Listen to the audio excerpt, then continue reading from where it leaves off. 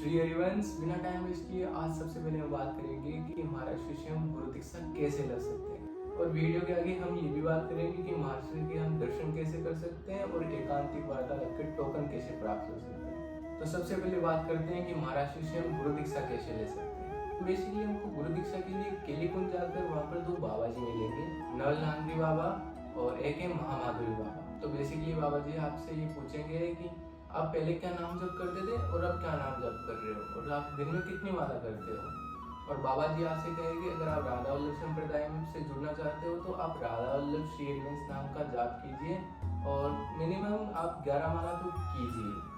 अगर 11 माला नहीं हो पाता तो शुरू में 1 माला 2 माला शुरुआत कीजिए, लेकिन 11 माला तक पहुंचना है और श्री जी कृपा से अधिक हो रही है तो और अच्छी बात है, लेकिन आपको 11 माला तो बेसिकली करनी है। और एक और है हमारे राधा वल्लभ संप्रदाय में जो कि वाणिजू है, और वाणिजू बेसिकली हमारे महाप्रभु श्री हरिवंश चंद्र जी रचित है, जो कि एक है श्री चतुरासी जी, श्री राधा रस सुधानिधि जी, और फिर आ जाती है सेवक जी महाराज की रचित सेवक वाणिजू, और फिर आ जाती है अष्टांग सेवा, और फिर आ जाती है रसोपासना।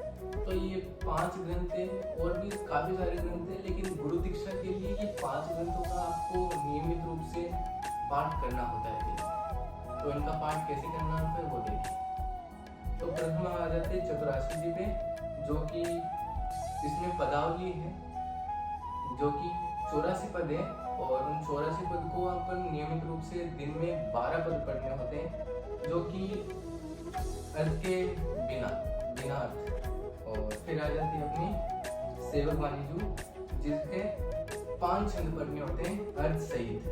सेवक जी वाणी की जगह अर्थ सहित 5 छंद, ठीक है।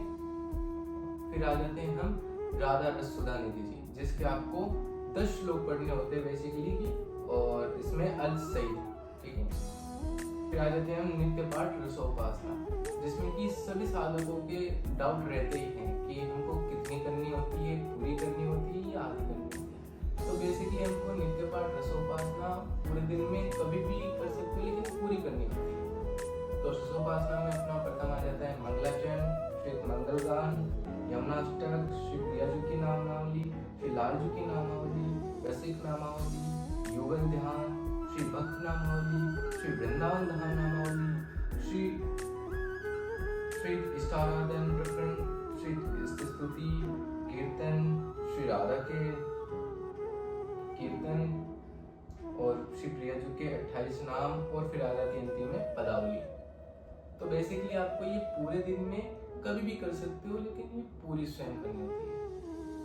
और फिर आ जाते हैं हमारी अष्टयाम सेवा पद्धति पे, जिसमें कि बेसिकली अष्टयाम सेवा यानी 8 पैर की आरतियां होती है, और आरतियों के साथ जिस टाइम पे जो पद गाना होता है वो होता है। तो बेसिकली महाराज जी ने कहा है कि अगर गृहस्थी में कोई है और वो 8वें याम की सेवा नहीं कर पाता ठाकुर जी की, तो वो दिन में 2 टाइम की आरती तो कर ही ले बेसिकली, और वो 2 टाइम की आरतियाँ एक मंगला कर ले और संध्या में संध्या कर ले, और मंगला में अपना मंगला के पद गायन कर ले, मंगल आरती कर ले, और संध्या में अपना संध्या के पद गायन कर ले, संध्या आरती कर ले। तो इस प्रकार से आप ये अपनी वाणी जो भी कर सकते हो, और इसी के साथ 11 माला आपकी हो रही है। तो यही होता है अपने गुरु दीक्षा के लिए नाम और वाणी। नाम वाणी जो आपकी चल रही है, तो आपको महाराज जी के श्री जी कृपा से सहजता से गुरु दीक्षा मिल सकती है, और आप केलीकुंज आते जाते रहिए, वहाँ के सत्संग अटेंड करते रहिए और महाराज जी से जुड़ते रहिए। केलीकुंज से आप बेसिकली जुड़ गए ना, तो आपको वहाँ के बाबा जी भी आपको पहचाने कि नित्य आ रहा है और अच्छे से सुन रहे हैं महाराज जी का सत्संग।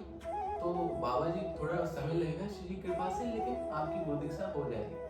ये मेरी हुई नहीं है अभी, लेकिन श्री जी की प्रेरणा हो रही है कि ये ऐसा करने से हो जाएगा, और अपन भी प्रयास यही कर रहे हैं कि सरकार से दीक्षा हो जाए जल्द से जल्द, लेकिन वो श्री जी कृपा ही, गुरु कृपा ही के, अल्लाह गुरु कृपा ही के।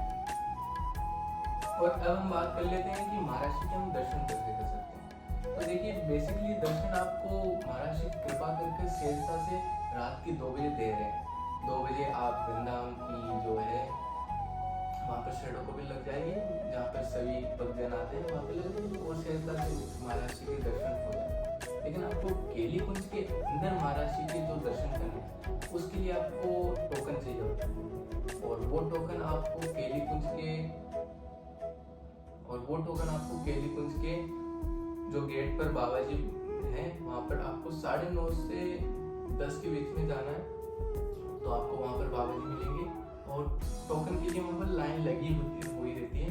तो उस लाइन में आप लग जाइए और जैसे आपका नंबर आए तो बाबा जी से निवेदन कीजिए कि मुझे महाराज जी का सत्संग ग्रहण करना है और एकांतिक वार्ता जो भी आपको ग्रहण करना है उसके लिए निवेदन कीजिए बाबा जी से। तो वो आपको निवेदन को देखेंगे कि अगर आपका क्वेश्चन जो है भागवतिक है, कोई का हित करने वाला है, जन कल्याण वाला, तो आपको टोकन सहजता से दे देंगे, वरना आपको वहाँ पर जाके पूरी जानकारी मिल ही जाएगी। तो टोकन के लिए आपको ज़्यादा कुछ नहीं करना, बस केलीकुंज में जाना है और निवेदन करना है बाबा जी से। अगर श्री जी कृपा हुई तो आपको टोकन भी प्राप्त हो जाएगा। और रही बात अपनी कुछ बेसिकली जो अपना तिलक कर्षे कैसे करते हैं और अपना क्या अपने में नियम है, संप्रदाय में क्या लागू है क्या नहीं, वो अपन आगे वाली वीडियो में डिस्कस कर लेंगे, ठीक है।